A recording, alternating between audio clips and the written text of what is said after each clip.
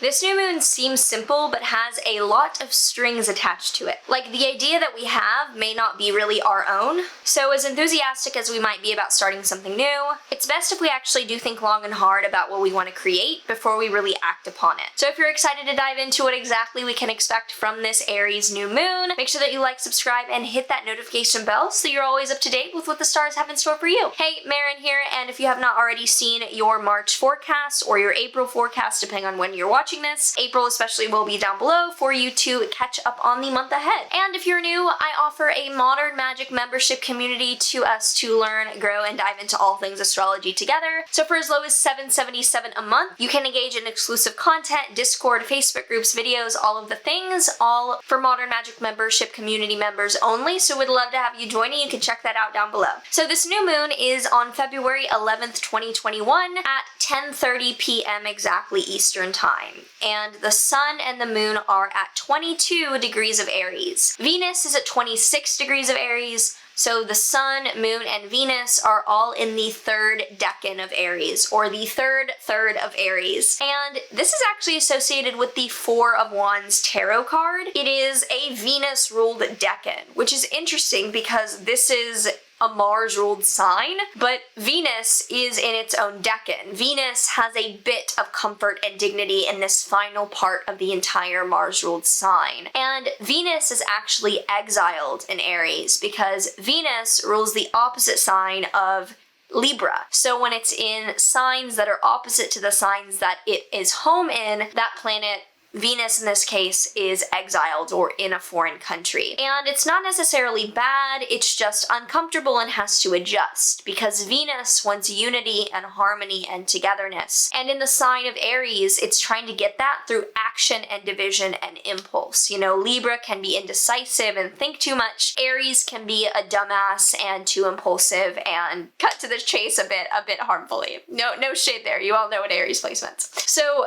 Venus in Aries is trying to unify through brave action, trying to bring people together through being bold. And the Four of Wands tarot card actually depicts getting stuck in like the celebration. It depicts having one win and then getting stuck in that celebration. Like you never leave the party. You are so proud of yourself for taking action that you never end up moving forward. You are complacent instead of ambitious. And the metaphor I like to use is like the one-hit wonder of someone who maybe is a child star, they had a song or a movie and it took off and they were burned out or never really got over that initial fame. Thinking of like Kid from Home Alone, or maybe He Did Shit, or just other people like that. And new moons generally represent starting something new with the attachment to that idea. And this really seems like we are trying to start something, but instead of actually doing it, we are so in love with the idea of where it could go. We're so proud of ourselves for having the idea, like we're in love with love or infatuated with our intelligence, that the pride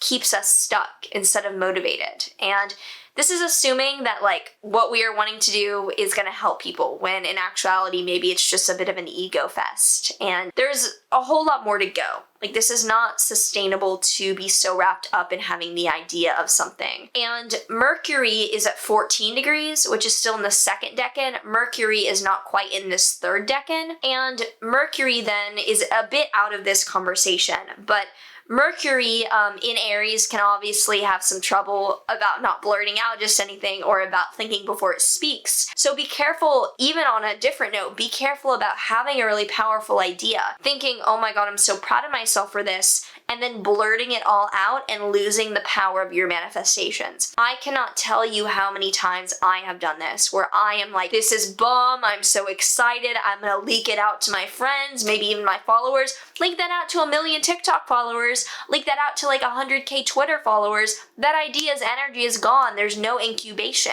It's not the same.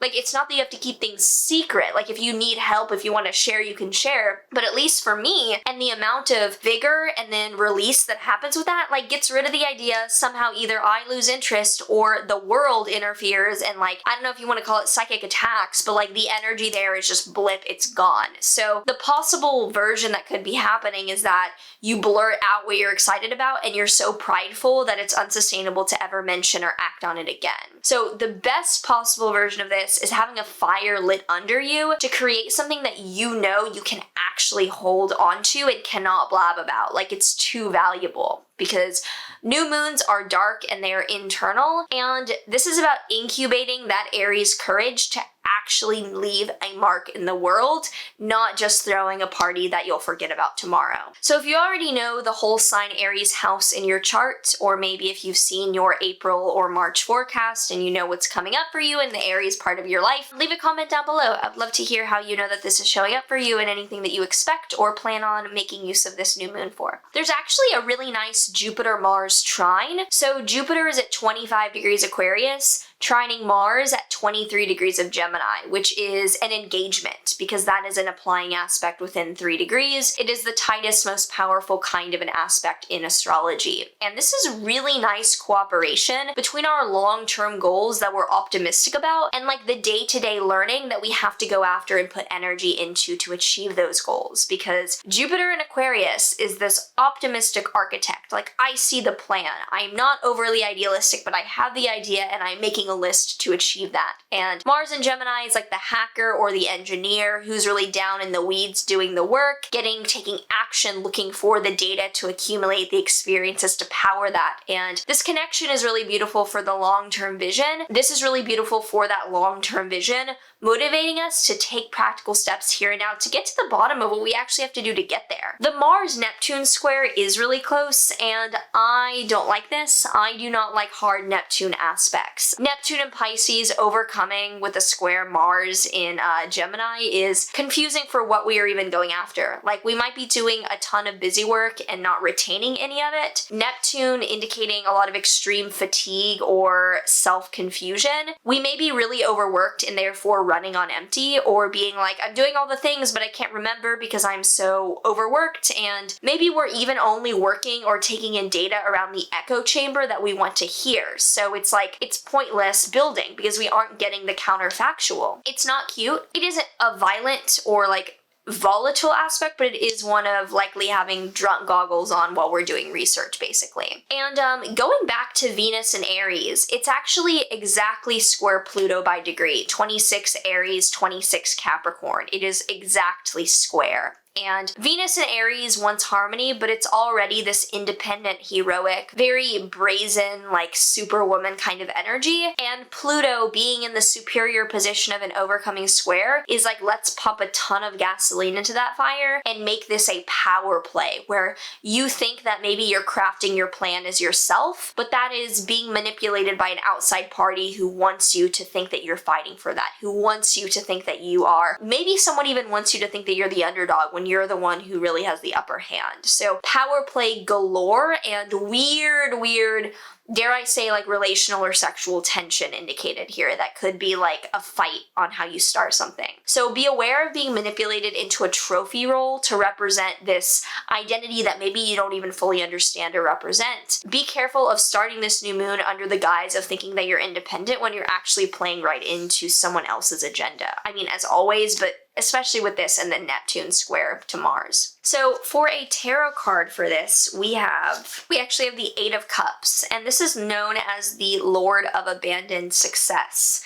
He's turning away from the full cups. He no longer feels fulfilled by the surface level pleasures. So I think this is us with this new moon going inward, seeing what is the true independent reality of what I'm chasing, and discovering that sometimes it's a psychological goal, and that might be under the guise of a physical goal, but we really want the feeling underneath. For the Amio card of the astrology of what this is asking us to think of, we have Leo, follow your heart, create, express yourself, shine. So Leo is generous, it is abundant, it is ruled by the sun, so it is always present. So staying expressive to yourself, that's really important for this one. Stick to your own lane, stick to your agenda. Aries is a very sharp shooting sign. It is not frayed, it is not extraneous. Stick to your own thing. Don't let the manifestation out, and don't depend on anyone else to be doing the work for you either. So look to the Aries house for an independent new moon that asks you to incubate the energy and not leak it out, and make sure it's really authentic to what you want to feel. So if you enjoyed this and you want to check out memberships, my courses, anything else going on, that's all down below. But in the meantime, like, comment, share, do all the things. Would love to hear from you, and I will see you in the next one. Yeah.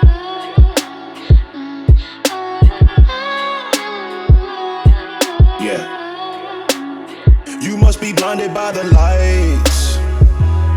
We came to shine here. Watch it look daytime in the night.